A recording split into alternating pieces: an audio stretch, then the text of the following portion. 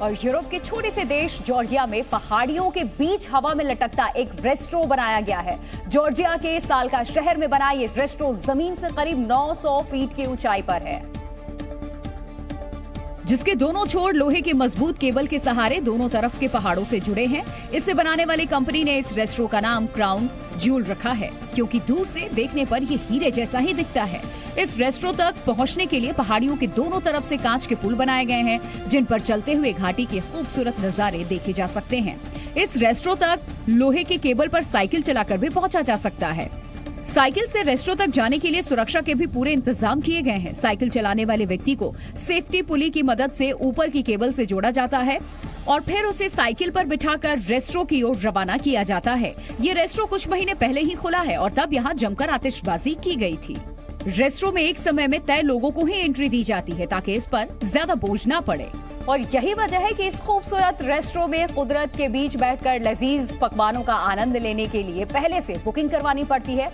इस hanging glass restro को Israel और जॉर्जिया में काम करने वाली कंपनी कास ग्रुप ने बनवाया है। ये रेस्ट्रो जॉर्जिया की डाशबाशी नाम की गहरी घाटी के दोनों सिरों को जोड़ते हुए बनाया गया है। पूरी तरह पारदर्शी कांच से बना ये रेस्ट्रो जमीन से 900 फीट की ऊंचाई पर है।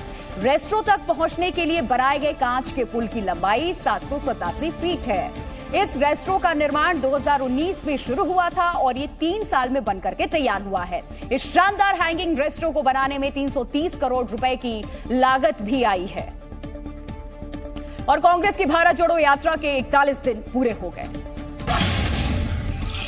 राहुल गांधी ने भारत जोड़ो यात्रा के 41वें दिन आंध्र प्रदेश के कुर्नूल से पदयात्रा शुरू की। इस दौरान कई कार्यकर्ता उनके साथ रहे। कांग्रेस पार्टी की भारत जोड़ो यात्रा तमिलनाडु के कन्याकुमारी से शुरू हुई थी, जिसका समापन जम्मू कश्मीर में होगा।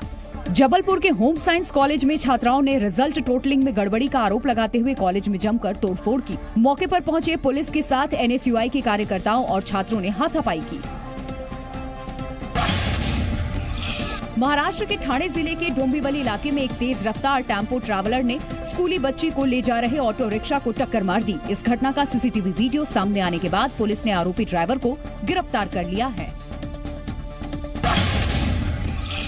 असम के गुवाहाटी में 9 फीट लंबा अजगर निकलने से लोगों में हड़कंप मच गया। हालांकि स्थानीय निवासियों ने समझदारी दिखाते हुए वन विभाग को इसके बारे में जानकारी दी, जिसके बाद अजगर को रेस्क्यू कर जंगल में छोड़ दिया गया। IRCTC घोटाले में आरजेडी नेता और बिहार के उप मुख्यमंत्री तेजस्वी यादव को तब बड़ी राहत मिली जब CBI कोर्ट ने उनकी जमानत बरकरार रखी। कोर्ट ने भले ही जांच एजेंसी की मांग के बावजूद उनकी जमानत रद्द नहीं की, लेकिन उन्हें गैर जिम्मेदाराना बयानबाजी से बाज नहीं आने की नसीहत जरूर दी है। और जैसे ही तेजस्वी को कोर्ट से राहत मिलने की खबर पटना पहुंच, आरजेडी के प्रदेश कार्यालय में जश्न का दौर शुरू हो गया और नेता कार्यकर्ता एक दूसरे को मिठाई खिलाते दिखे। इससे पहले दिल्ली में राउज एवेन्यू कोर्ट खुलते ही तेजस्वी यादव पेशी के लिए पहुंच गए और उन्होंने इंसाफ मिलने का भरोसा जताया। तो जा रहे उस चीज को लेकर, और हम लोगों को कानून पे, अदालत पे पूरा विश्वास है, जो है न्याय मिलेगा। कल अपना पक्ष जो हम लोग रखेंगे कोर्ट। कोर्ट की कार्यवाही शुरू होते ही CBI ने तेजस्वी पर प्रेस कॉन्फ्रेंस के जरिए जांच एजेंसी के अफसरों को धमकाने का आरोप लगाया और दावा किया कि उनकी धमकी से अफसरों में डर का माहौल है, इसीलिए उनकी जमानत रद्द की जानी चाहिए। इसके जवाब में तेजस्वी के वकील ने कहा कि तेजस्वी की प्रेस कॉन्फ्रेंस से इस केस का कुछ लेना देना नहीं है। दोनों पक्षों की दलील सुनने के बाद कोर्ट ने तेजस्वी को नसीहत दी और चेताया कि आगे से ऐसा कोई बयान नहीं दे। कोर्ट को ऐसा लगा कि अभी इस बात पे वार्निंग से काम चल सकता है, तो अभी शायद कैंसिलेशन, इसलिए उन्होंने इस बारी उन्होंने नहीं अलाउ करी। कोर्ट के फैसले के बाद तेजस्वी ने राहत की सांस ली। तो इस मामले में तेजस्वी को राहत भले ही मिल गई हो, लेकिन कोर्ट ने उन्हें भविष्य में इस तरह की बयानबाजी से बाज आने की सलाह भी दे डाली। कोर्ट के ऐसे रुख की खास वजह क्या है, देखिए। दरअसल IRCTC घोटाले की जांच कर रही CBI ने तेजस्वी यादव के बिहार के उप मुख्यमंत्री बनने के फौरन बाद छापा मारा था। इस घटना से तिलमिलाए तेजस्वी यादव ने तब 25 अगस्त को एक प्रेस कॉन्फ्रेंस की थी, जिसमें उन्होंने सवालिया अंदाज में कहा कि क्या CBI के अधिकारियों का परिवार, माँ बाप, बच्चे नहीं होते। CBI ने तेजस्वी के इसी बयान को जमानत की शर्तों का उल्लंघन बताकर इसे रद्द करने की गुहार लगाई। हालांकि कोर्ट से भाई को मिली राहत के बाद पूरे परिवार ने राहत की सांस ली। तो भगवान की बहुत बड़ी कृपा है और पूरी बिहार की जनता का आशीर्वाद है। कोर्ट के फैसले के बाद तेजस्वी की बहन रोहिणी ने एक के बाद एक 4 ट्वीट कर बीजेपी नेता सुशील मोदी पर निशाना साधना शुरू कर दिया। तो सुशील मोदी ने कोर्ट के रुख को तेजस्वी के खिलाफ बताया और दावा किया कि बिहार के उप मुख्यमंत्री को कड़ी फटकार लगी और उन्हें बयान के लिए माफी मांगनी पड़ी।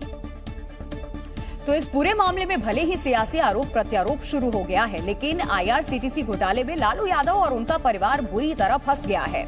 ये पूरा मामला भारतीय रेल, पर्यटन और खान पान निगम के टेंडर से जुड़ा है। आरोप है कि रेल मंत्री रहते लालू प्रसाद यादव ने 2004 से 2009 के बीच में गड़बड़ी की और एक निजी कंपनी को अवैध तरीके से 2 होटलों को चलाने का ठेका दे दिया।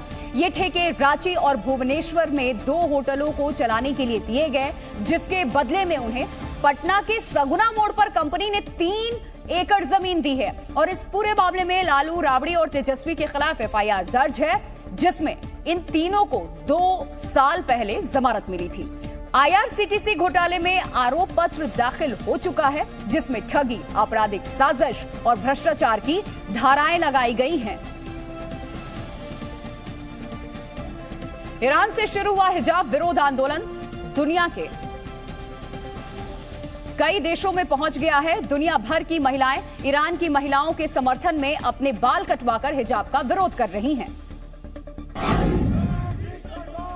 जिसकी एक तस्वीर भारत में भी दिखी जब अभिनेत्री उर्वशी रौतेला ने अपने बाल कटवाकर ईरानी महिलाओं का समर्थन किया। उर्वशी रौतेला ने अपने इंस्टाग्राम अकाउंट पर बाल कटवाने की तस्वीरें शेयर करते हुए लिखा कि मैं ईरान की उन सभी महिलाओं के समर्थन में बाल कटवा रही हूं जिन्हें महसा अमीनी की मौत का विरोध करते हुए प्रदर्शनों के दौरान मार डाला गया। ईरान में वहां की सरकार की तमाम कोशिशों के बाद महिलाओं का विरोध जारी है। ईरान के शहर कुर्द में इस्लामिक आजाद यूनिवर्सिटी के बाहर लोगों ने विरोध प्रदर्शन किया और जबरदस्त नारेबाजी की। प्रदर्शनकारियों में ज्यादातर छात्राएं नजर आईं। उधर टर्की के इस्तांबुल में ईरानी कॉन्सुलेट के बाहर बड़ी तादाद में लोग इकट्ठा हुए और ईरान सरकार के खिलाफ प्रदर्शन किया।